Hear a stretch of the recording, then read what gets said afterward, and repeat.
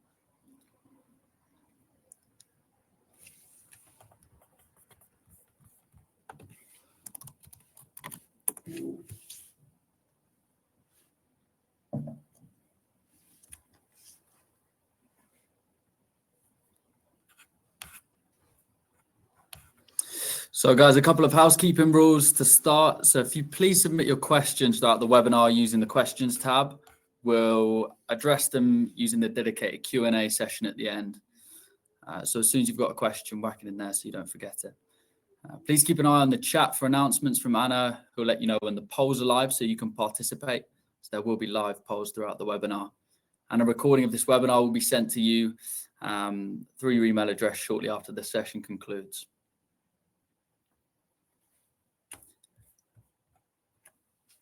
Right, I think we'll make a start now. I very much appreciate everyone on this call taking time out of what I can only assume is around your lunch break. So we really appreciate it, and hopefully you're going to get something tangible out of today.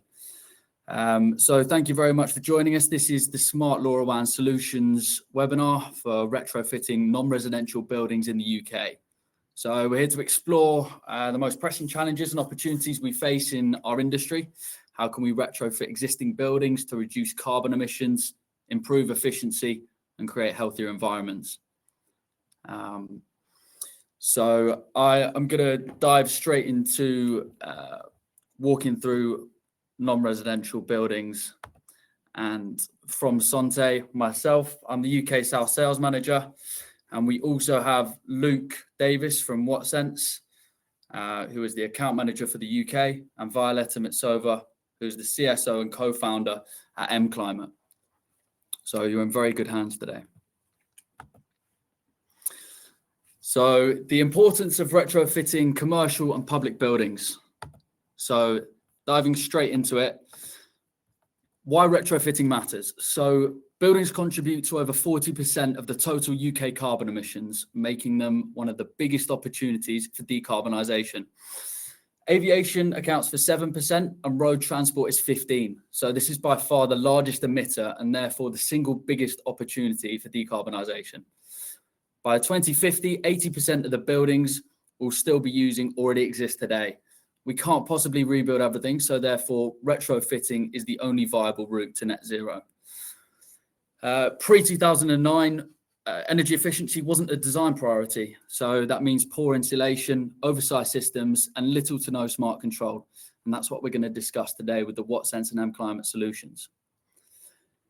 Public commercial estates like schools, hospitals, and airports have long lifespans and are also very visible to the public. So retrofitting them doesn't only cut emissions, but it also improves reputation, CSR, and compliance with government targets. So the main drivers of retrofit that I'm seeing personally today, and I'm sure you guys will be seeing the same, is mainly decarbonisation. So the UK's legally binding net zero 2050 target means that all residential buildings must cut their emissions. Retrofitting existing stock is the only way to achieve this at scale. Regulation and compliance, so you have standards such as the Building Regulations Part I, and minimum energy efficiency standards, and the CIBSE TM65 embodied carbon guidance that we've got for our products. And these are pushing landlords and operators to demonstrate improvements or risk penalties. Energy cost pressures. So with volatile energy prices, clients are focused on ROI and payback, which is what we're going to talk a little bit about today. Occupancy well-being, you need good air quality, comfort, and productivity. They're all now seen as essential outcomes. Insurance and risk management. So without proper monitoring risks, such as water damage, Legionella outbreaks, or poor IAQ increase, insurers and regulators are paying closer attention as well. Workplace transformation. So with hybrid working and a stronger emphasis on ESG reporting, landlords must prove their buildings are efficient and healthy to attract the right tenants. So why is sensing critical in these situations? You can't manage what you don't measure. Retrofitting starts with visibility and data. Without accurate sensing, you're effectively guessing where the inefficiencies and risks lie. You're also getting real-time visibility. You're benchmarking to compare zones, and you've got data foundation that provides the evidence that feeds into the BMS, which will effectively enable the smart automation, energy savings, and compliance reporting.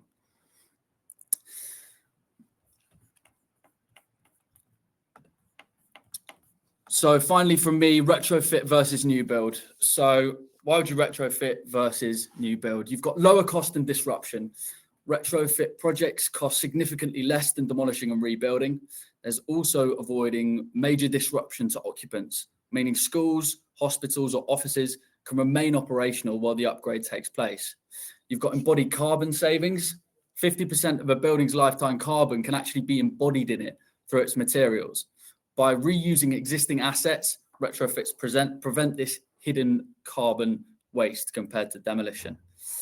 Funding and incentives. There are certain government schemes and local authority reports for retrofitting.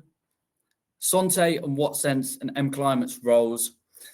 Our peripheral sensors and wireless solutions slot into existing BMS infrastructure with minimal disruption. This means that clients can upgrade step by step without replacing entire systems. So once you've measured and understand your building's performance, the next step is to control demand and improve efficiency, which is where MClimate's smart retrofit solution comes in. So without further ado, I'm going to hand over to Violetta, who's going to take you through some of their products. Thanks, Dan. Really nice to meet you all, or not see you, but hopefully some interesting content for you today. As Dan already pointed a few of the retrofit drivers, I'm just going to stress out again, really what we're trying to do here is to make buildings smart without emitting further carbon, and actually use the existing building infrastructure by laying out sensors, a gateway, and a platform that allows you to manage your building better. Again, this is not just to optimize the occupant's experience or the things that Stan already mentioned and talked about, but we also here are trying to get data collection for ESG goals and actually prepare you your assets for the future. I think what you can get out of this is track, report, improve the building performance in general. And this is something that, as Stan also pointed out, would not disrupt your operations. I think he also didn't mention the hotels, but yeah, in general, a lot of the public buildings out there can really enhance also their reputation, their brand image by being more sustainable, but also save energy and up to 35% of that. On the actual devices, we manufacture around 25 devices, 5 are in development for control. They are split into 3 categories. One is energy management and control, and this is the one that I'm going to talk about first. Again, we try to optimize around 90% of the energy consumed in the building. This means radiators, underfloor heating. This means also fan coil units, as well as the new device we're going to be launching is split AC controller. Again, all these devices can be placed into rooms, and then you can have room by room control that is rarely allowed by the existing building management systems, since most of them are quite obsolete and over 20-30 years old. I think in terms of the selection of devices, there is always the humidity and temperature sensor. This is kind of the basis of every device. And then on top of that, you can embed schedules. You can use different movement detection and automation sensors on top, so that essentially the energy that you control is room by room based, occupancy based, and something that can really be more beneficial for the users. On the other side, just to continue the climate and energy control, we have introduced 2 relays. The relays are very small and they can be installed behind any socket. So really this allows you to control electrical heaters, which are very typical in the UK. It was something that wasn't communicating to any other system. You can also have portable fans, portable screens, pretty much everything, including lights that you can automate now and put on schedules. There is also a sub-meter included in some of the relays. So essentially you can know exactly what part of the building consumes what when it comes to even a single desk. We sometimes use that in our offices for desk occupancy. So essentially you will be getting data when someone is on the desk. The water control is also quite a big topic in the UK, we noticed, with Legionella prevention. So essentially what we have here is, apart from detecting floods and controlling the floods, we also have the valve that allows you to shut off the water remotely. You can put it also on schedules, which is the Legionella prevention type of use case, but you can also just stop the water remotely if there is a leak detected in your building. Essentially, this is just controlling the water in your building. On sensing and automation in general, there's quite a lot of devices. Here we're talking about the air quality in particular. And I think air quality became popular around COVID. We've seen still quite a big demand for it, because since you have a lot of public buildings, a lot of the occupants' health and well-being and bringing people back to the office or giving them comfort is something that landlords cared about.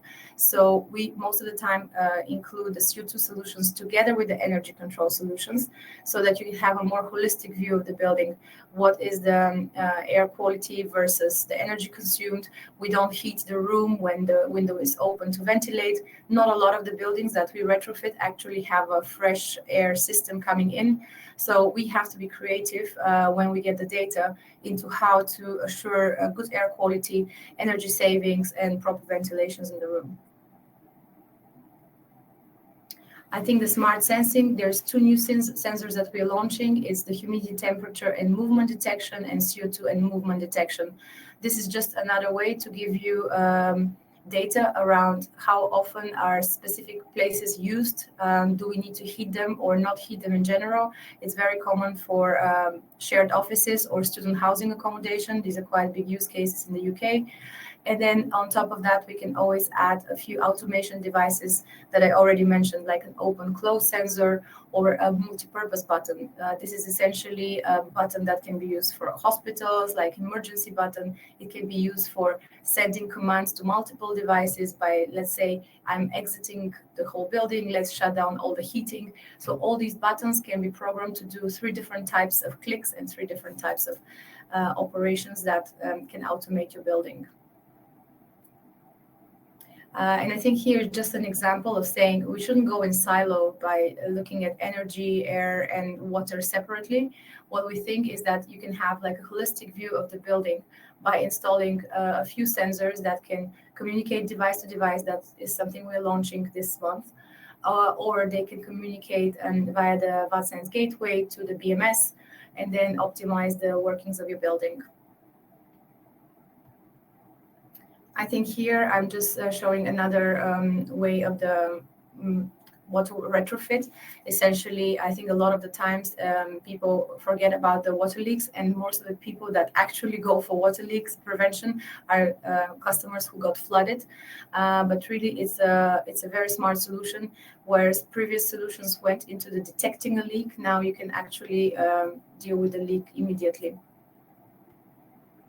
I think just quickly on LoRaWAN, since I'm not sure if all the listeners are familiar with LoRaWAN, it's a technology we specifically chose because of its long range. And again, this is just a comparison between other technologies and the range of kilometers. So really, Luke is going to talk more about the Wattsense gateway, but with LoRaWAN, with one gateway, we can probably cover a full building and a lot of devices. This allows us better communication through walls, and a really, really long battery lifetime. I didn't mention for all the devices, but we have between 10 and 15 years of battery lifetime, which is something that reduces your maintenance cost a lot, and it's just the biggest selling point probably for choosing that technologies over the rest of the ones showed here. So it's low power and long range communication. I think the actual architecture is that on one side you have the sensors, then you have the gateway that communicates LoRaWAN, then LoRaWAN to BACnet and Modbus. Here you have the option to go into the BMS in the building management system, or to present the data into a dashboard or any other property platform that you're using with API. So really LoRaWAN is an open protocol that allows devices to communicate openly and freely, and it's something that the building management world was lacking for a really long time. I think my next slides are about the actual financial control, but at this time I think I'm going to hand over to Luke just to walk you through how quickly you can onboard devices and sensors, and how you can make this smart system with not with a lot of hassle, but easily. Luke? Yeah, thanks for that, Violetta. Thank you everyone for joining us today. It's a great pleasure to be here today with MClimate and Sontay. So just briefly, we're going to just run through a quick demo of the console. So here we have the actual hardware, the gateway that you're all familiar with, that you've seen. Essentially, it's a multi-protocol gateway. We can connect various devices through all the protocols. You can find a list of everything that we can connect on our website. Now, this uses either wired or wireless, like I've just said, and we can use LoRaWAN, so we can take all, just like these subjects that we're talking about, we can take everything wirelessly and pull that in via BACnet. It's one of the most used purposes for the gateway, I'd like to say, LoRaWAN to BACnet IP. We can pull that data into a BMS. But the actual gateway itself can do so much more. So what I'll do is I'll just share my screen, and we can just take a quick look at the actual console itself. Here we are. So I hope you can all see that. Please type in the chat if you can't see this. So essentially, once you log into the actual UI, this is what you'll be faced with. So you'll be faced with a map, and you'll have all your gateways posted wherever they are. You'll have access to these all across Europe. My box is down in our head office, down in Lyon.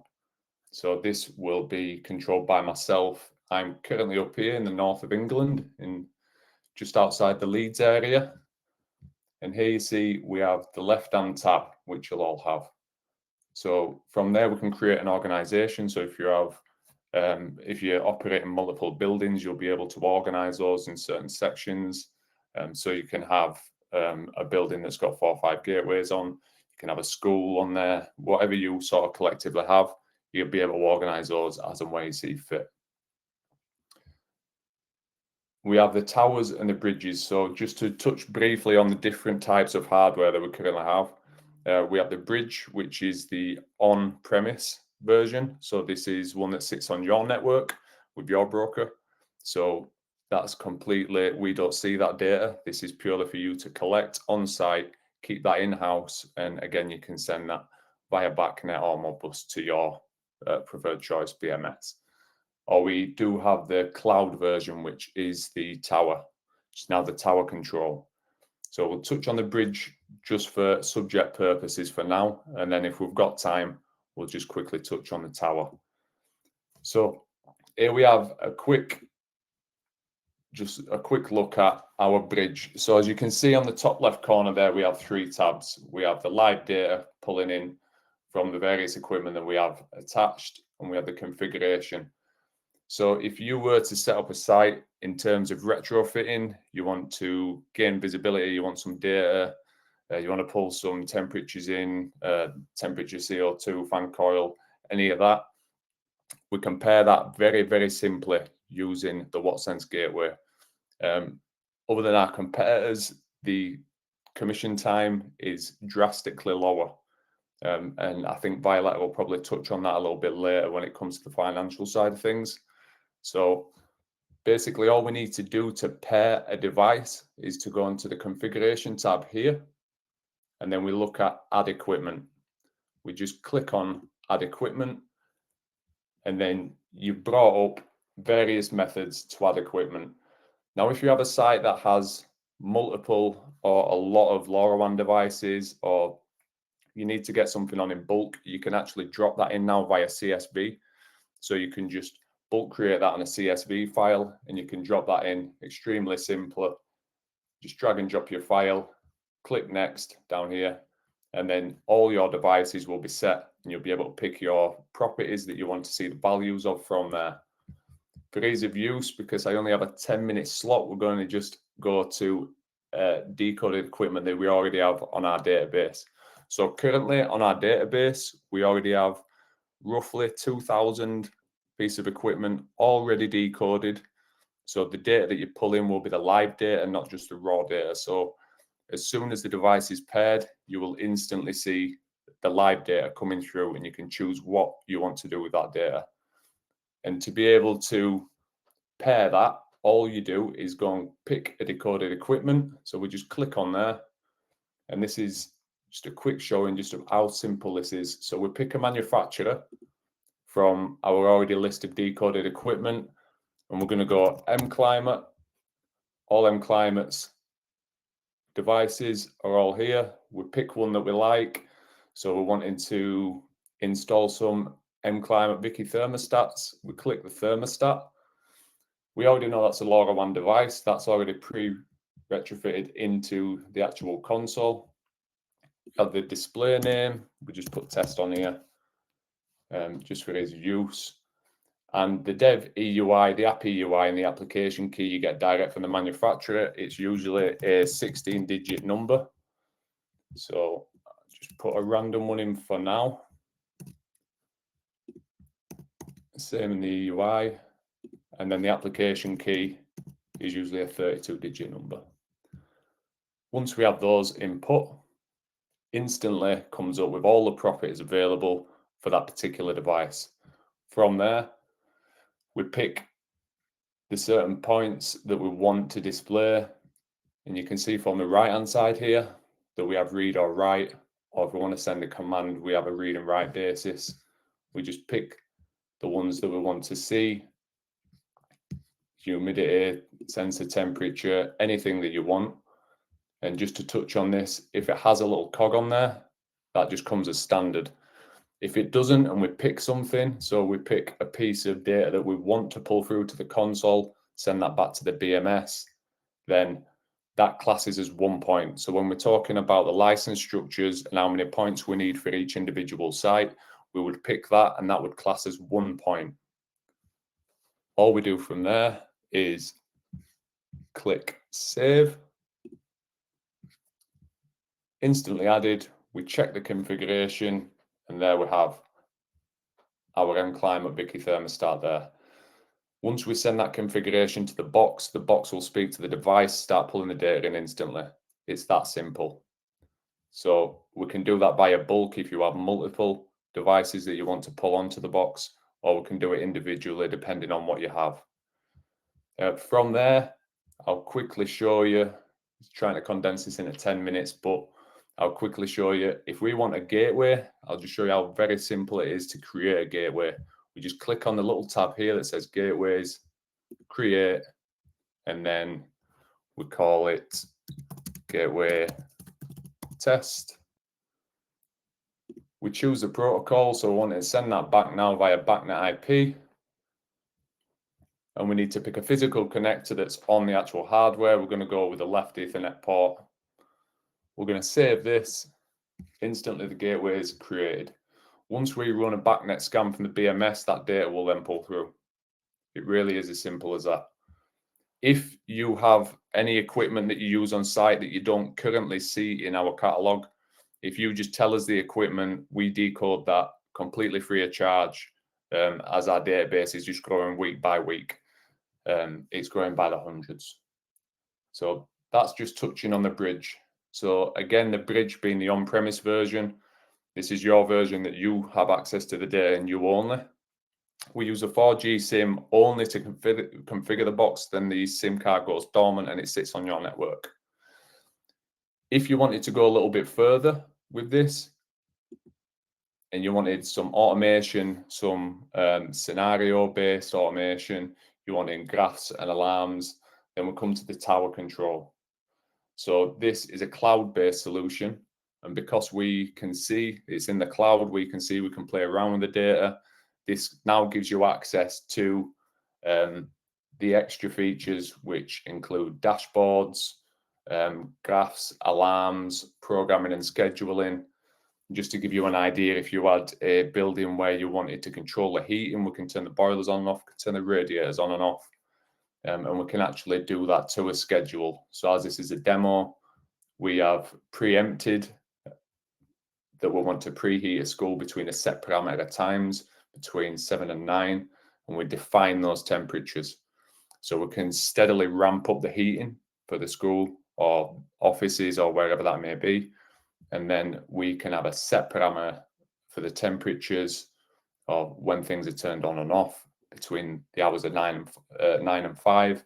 And then once everybody leaves at the end of the day, we ramp it back down to set parameters. You can essentially create your own mini head end, a very light version of the BMS. Here, this is a schematic of our actual office. So this is the head office in Lyon. The image is static. We can just upload that as a JPEG, but the data is live. These are currently sensors that I've hooked up down at our office in Lyon. We can have schematics of anything on there, and you can essentially create your own little head end. We have the graphs tab where you can export the data. We can pull that out via CSV. You can get sent to yourself. You can choose which points and sensors you want to see or view. We can also set up alarms, create an alarm so that you can get a text message, an email, you can log into the UI, you have an alarm there, able to see, and you set those defined parameters. So if a temperature drops below so-and-so degrees Celsius in a defined amount of time, then you get an alarm. And the configuration being the same. These are live pieces of equipment that I've currently got hooked up, and you can see once they're actually paired, you get to see that signal's good. So you know if something's in range, out of range, so you can just play around with that a little bit. And also the programming. So again, I just showed you the scheduling. Super simple to set up. I don't quite have the time today to go through each individual parameter, but what I would say is if you have a specific project where any of this, whether it's the bridge version that's sat on your network or whether it's the cloud version because you'd like some sort of automation, then feel free to reach out, and I'm more than happy to do an in-depth demo with yourselves. And we can also use light automation, fan calls, heating, turning things on and off. And just to touch on, if you have buildings that have an obsolete or legacy kit, or if you have buildings that don't have a BMS that you'd like some visibility, this is where the gateway would come into play, because we can easily retrofit wireless sensors, wired protocol sensors, pull that data into the box, and then from there, we get to visualize it either on the BMS or on our UI. Or if you have a client or yourself have a third-party piece of software that you use for energy analytics, for billing, anything along those sort of lines, we can send that to your cloud. So you don't even have to have our UI, you can have your own UI, and we do that via MQTT API. We make that distinction, and then the data can be sent directly to your cloud for whatever you may need that for. That's called the tower lift. So I think we're going to do a webinar at some point just touching on the different versions of the hardware. But yeah, this is an extremely simple and intuitive way to be able to connect all your devices, to have everything under one roof, to visualize your data. And like I say, you can either have it sat on your network if there's IT issues where they don't want data going to anybody else's cloud, you just want it sat on your own network, that's fine, we can use the bridge. Or if you do want some sort of intuitive dashboard, we go with the tower control. We can touch on the licenses and the structures at the end if we have time. But I think that is pretty much it from me. I had to keep it short and sweet. I think I've run over very slightly, but if we have any questions, please do just pop them in the chat. and we'll do our best to answer them all at the end.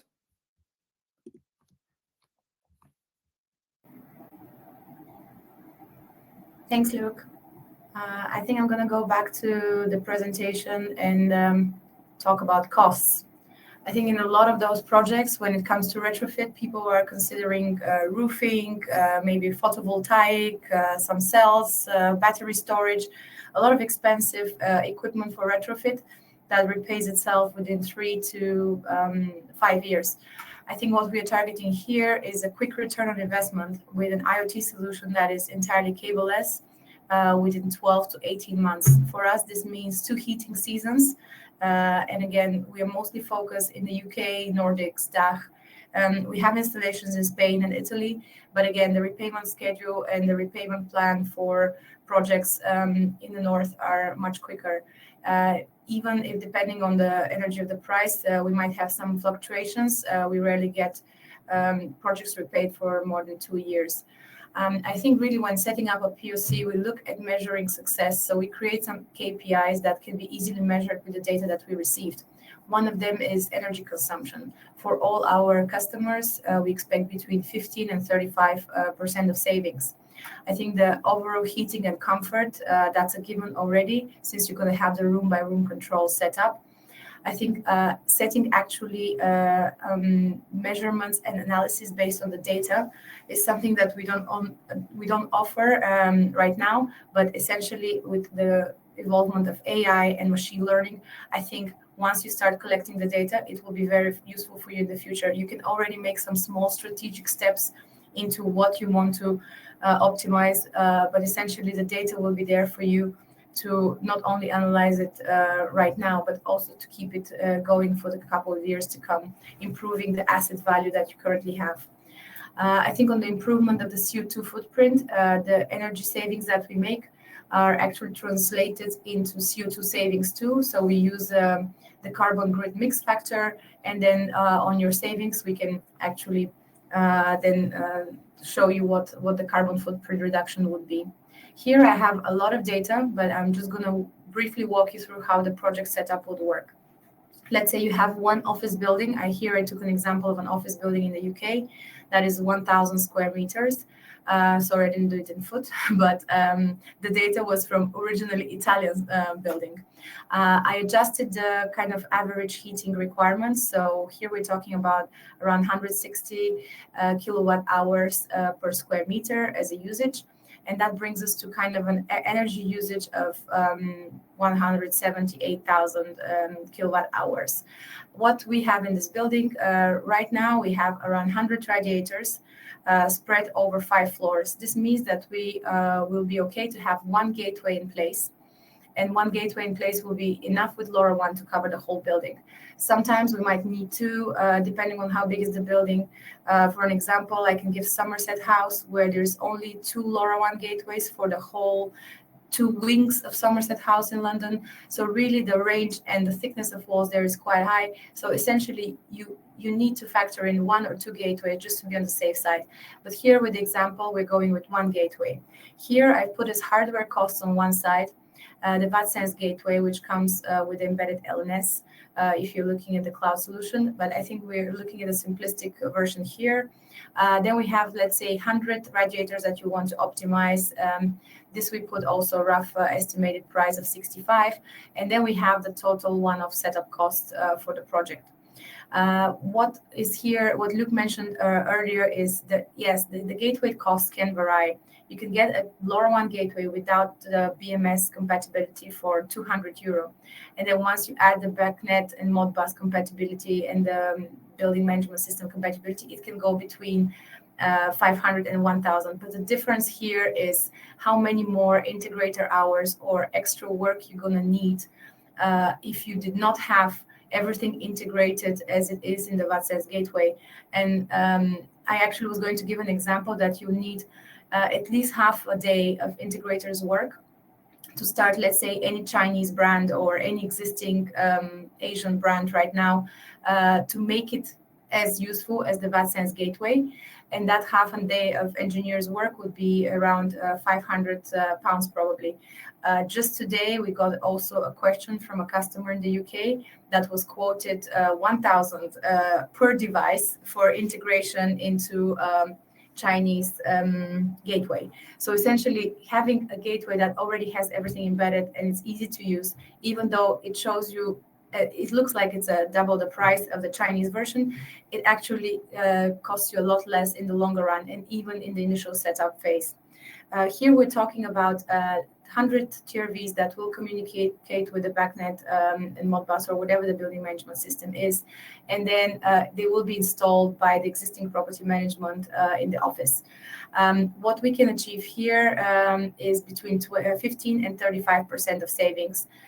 So looking at the calculations here, the initial investment requirement is 7,500, as I mentioned, just as a brief example. Then you have the savings generated, which is the sensitivity case between low and high. And then we see the cash flow impact in the first year of operations. In the first year of operations, we see that with 15% saving actually will not cover the costs in the first year, but it will happen in the second year because the savings are actually accumulating over time. And in the other two options, when you have more than 20% savings, you already cover the investment in the first year. One thing also to be vigilant about when we're doing this calculation is that you have to split the heating and water. So basically the yearly consumption between heating and water. Whether it's an office use case, a hotel use case, or a school, these percentages vary a lot. But essentially in the heating case of an office, the majority is used for heating and not for water. If it was a hotel use case, which is also non-residential, the split would be probably 20-30 for water even, and then 70, and for schools it's also a little bit higher. But yeah, essentially from having an annual bill of your building, knowing how many devices you need, we can quickly do this return on investment calculation, run some scenarios on how much energy you're going to save every year, and tell you when the investment is going to be repaid. And I think that's quite a unique solution to have if you know that your repayment schedule is between the first and the second year. I think in most of the cases, we will add on air quality. Again, we'll add on a few more sensors, which don't necessarily have a return on investment because they don't measure the energy savings. But essentially, the return on investment there is the quality of the health of the occupants, and really it's something that prepares the building for the next movement or the next few years, whether being a new tenant or a sale in the process. So I think that was roughly an example on the return on investment. We can walk through a lot more examples and real buildings, again, with realistic findings. And I think this way I'm going to hand over to Stan. He's going to walk you through a few of the use cases we have already in the UK. Thank you very much, Violetta. I'm going to cut through these fairly quickly. As I'm aware, we've got to fit in a 15-minute Q&A at the end of this, but I'm going to cut through some real-life use cases that we've supported using Wattsense and MClimate. So first of all, we have Gatwick Airport. So this is a large complex, one of the UK's largest, busiest airports, ranging from terminals to plant rooms. They needed a solution for energy optimization, compliance monitoring, and improving the indoor environment for both passengers and staff. So with this, we're looking at scale and resilience. So it's a 24/7 operation at Gatwick. Any retrofit must be non-intrusive, low disruption, and scalable to roll out across all the different buildings and systems without interrupting daily activity.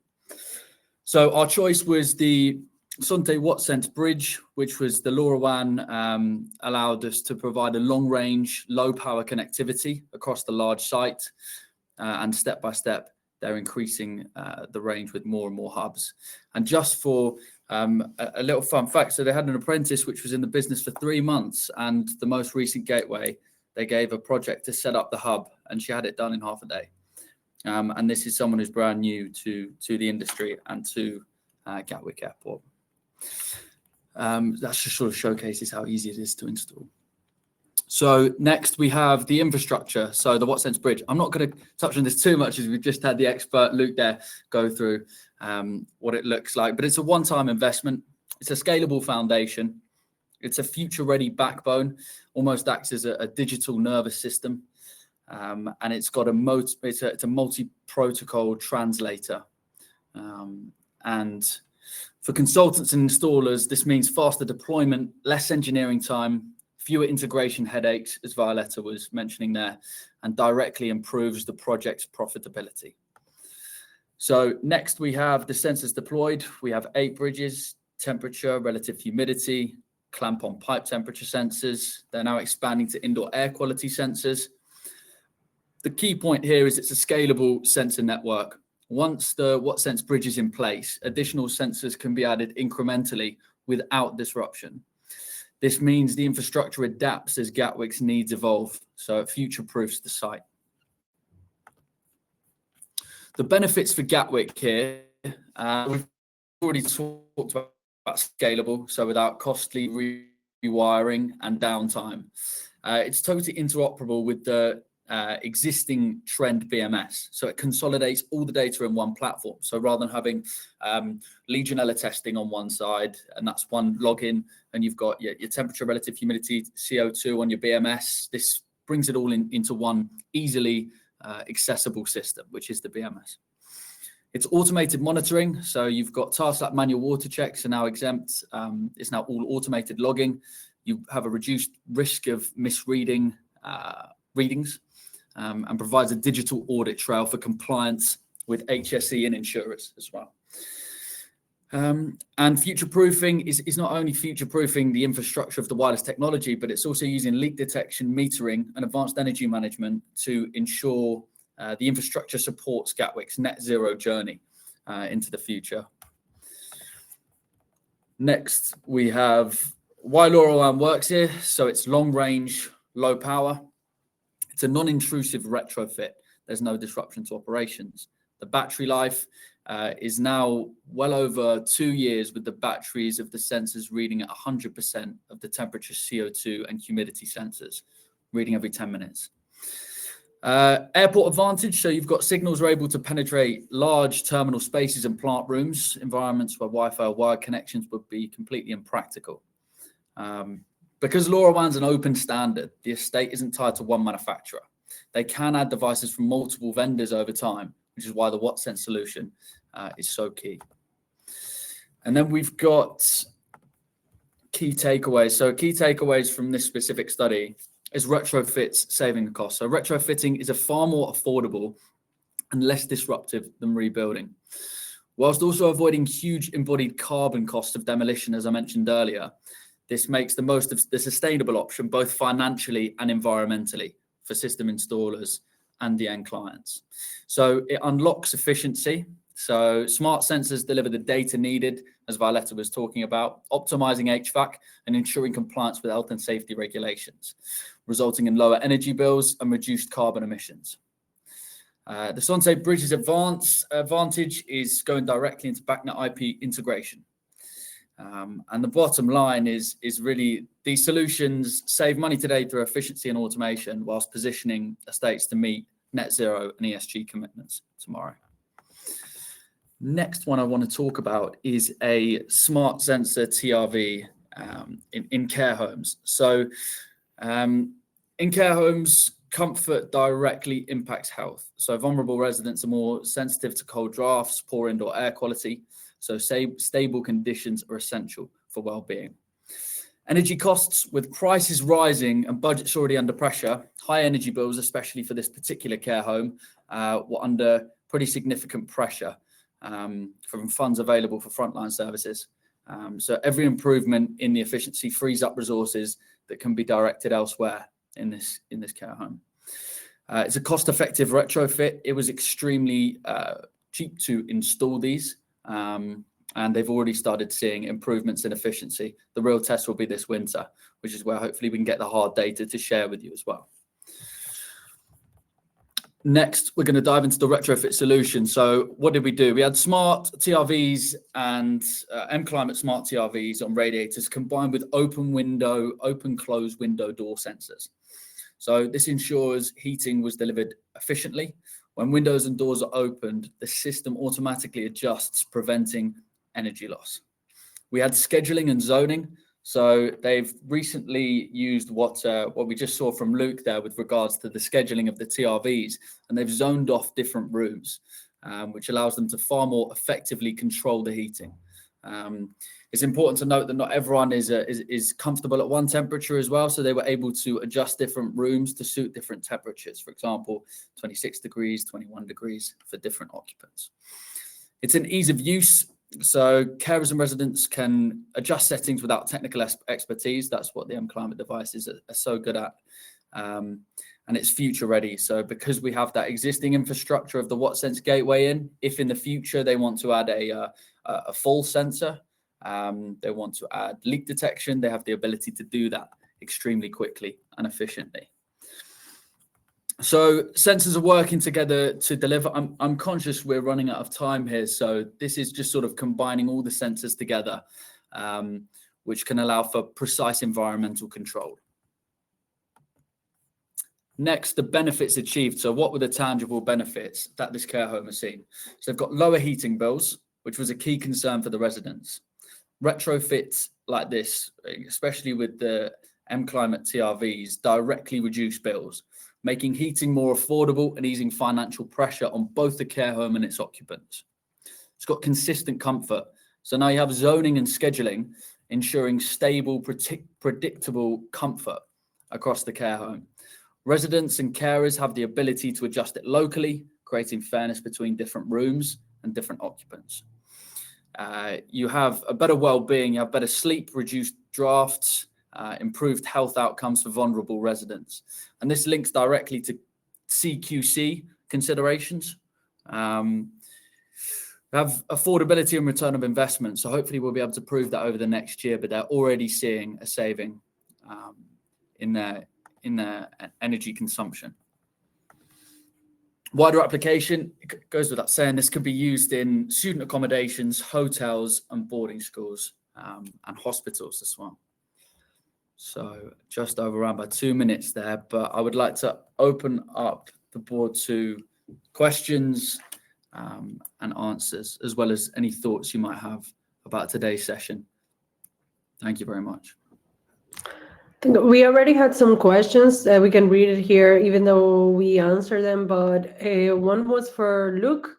How strong is the gateway's penetration in solid construction? What is the best way to increase the range? I added a link to an article for the good practices for LoRaWAN projects, but Luke, if you want to add something else regarding that. Yeah, it's quite difficult. And I mean, that's quite a frequently asked question that we have. How far is the penetration for the LoRaWAN and the signaling, or if you are putting this in, let's say, a plant room that might be a little bit further down, out of the way on a campus somewhere, it might be down in a plant room somewhere. But just to touch on that a little bit, it's extremely difficult to preempt just how strong the signal will be, purely based on multiple factors with, what the building's currently made out of. Is it a solid brick structure? Is it a more modern metal structure that's being used? How many floors are we talking about? What I suggest to clients usually is to buy a test kit, an Adonis test kit or something similar, and that will do your range finding for you before you go to site and deploy. They're very simple to set up, very easy to purchase, and you'll get a better understanding of the actual range. I think, Annie, you mentioned that you might have put something in that gives them a little bit of an insight into some of our case studies that we've actually done.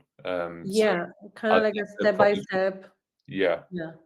Probably just read into that a little bit, but it's quite difficult. Usually, on an average deployment, we can stick a gateway and still have visibility 4 or 5 floors high, 4 or 5 floors lower. But again, it all depends on the structure of the actual building itself. Without knowing that, without testing that prior, it's quite difficult to preempt. Another question that Violeta answered that was done through the chat, it was the cost. In the return on the investment calculations, I didn't factor in the investment for actual labor to install the devices. And a lot of the times we actually work with the property management on site, the maintenance team, whoever is dealing with a school or a hospital and is on site to do daily maintenance. And really we can teach those people how to do it because there is no electrician work required. Unless it's the fan code thermostat, which requires wiring that I forgot to mention. But essentially, if we plan the installation cost to be done by a third party, we need to factor in 2, maximum 3 minutes per device. Even the TRV, the radiator TRV, which is, I would say, the more complex one, you have to turn the heating up, unscrew the TRV and put the new one in. And then you just press a button to see the message for calibration, and then it's connected to the platform. So really, it is quite easy. And yeah, what we try to do, and as Stan mentioned, we try to finish a building within a day or 2 without disrupting the operations. But really, it shouldn't be more than a quarter of days work or 2 days work, depending on the size of the building. Yeah, I think those were the questions that we got. I think that's an interesting point as well, Violet, that you mentioned to some of the other gateways that are on the market.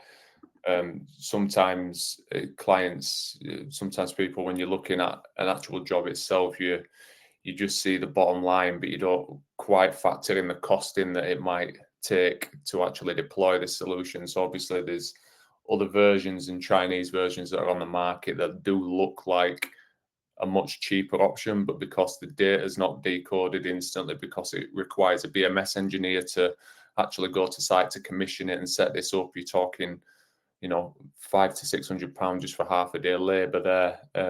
Whereas the Wattsense solution, the Sontay solution, is designed that it doesn't require a BMS engineer to install. It's extremely easy to set up and deploy for a fraction of the cost. And I just think that's definitely something worth touching on. Yes, I agree. This would have added a lot of cost. And yeah, given today's example of someone quoting £1,000 per device to integrate into a mile-side gateway to BACnet and Modbus, that was quite a price. So someone asked me, well, is this realistic? And can you actually do the decoders and coders, ask MClimate to help the customer? And we do that too. But essentially, it's a lot more manual work than just a plug-and-play solution that we're trying to present here.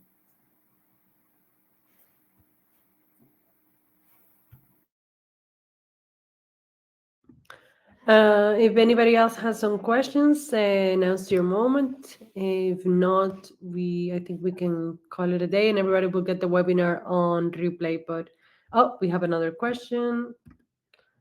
If I need to install multiple bridges, how exactly do I connect the system to the BMS? Does each bridge need to be connected to the BMS? Luke or Stan, I don't know. Dan, do you want to jump on this? Do you want to jump on having multiple bridges connected? I suppose it all gets fed into the BMS on the IP, and then you can see it come through on as the BACnet input points, if I'm correct, Luke. Yeah. Yeah. So we also need to figure out, why do you need multiple bridges, and if you actually need multiple bridges to begin with your project, you know? Yeah, so a lot of people that have come to us with looking for this solution is you only need more bridges if you need more range and connection. So as Luke was saying earlier, it's very dependent on the building material and how the building's laid out. That will determine the range. It can go up to 250 meters inside, and then it can drop down to 100 if you're looking at thick lead walls. So I suppose you only need more bridges should the connection be weak once you've done your test site visit. We found they can go up in large high-rise building in London. You're looking at 2 floors up and 3 floors down, including the floor that it's on. So you're covering about 6 floors with one gateway, typically. And that's going to the extremities of the building. And it's very easy to connect multiple bridges onto the BMS and see them coming in through the BMS individually. It's not an issue whatsoever in my experience. I don't know if that answers your question there, Christian. That's perfect. And just to touch on that a little bit as well, if anybody's got questions on here that they don't fancy sharing to the chat, just reach out to either myself or Violet or Stan.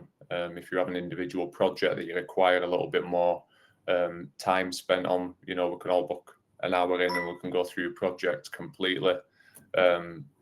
So yeah, if something requires a little bit more detail, then feel free to reach out after this webinar.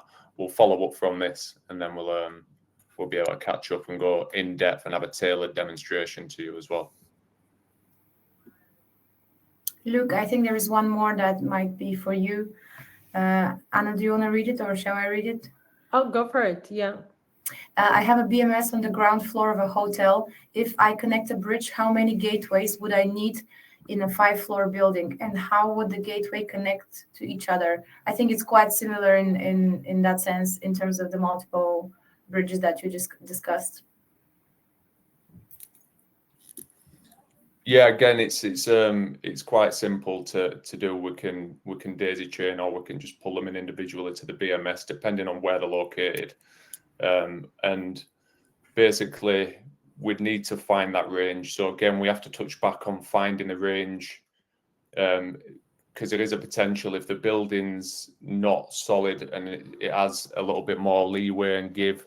Once we run that test, you might find that you only need one gateway. We can connect up to 5,000 points on a single gateway. So there's very, very few projects out there that connect more than 5,000 points in one go. So if the range is there, we can absolutely just do one gateway. And again, it saves on costs and installation. Just deploy the one. So what I'd personally do, or what I personally advise to do, I would set the test kit on the 5th floor, the furthest part away, and then I would just have a look at the range. You have a little monitor that just tells you the signal strength down below, and then you'll be able to go from there. But if we need to, we can have a call, and I can go into a little bit more depth around how we actually connect them all together. But it's like Stan mentioned, it's not an issue. It's a very simple thing to be able to do.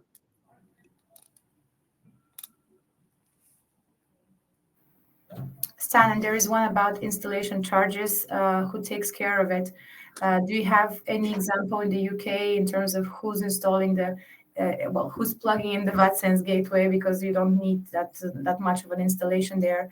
But yeah, essentially something around installation costs, and then I can give also some examples on the actual device cost.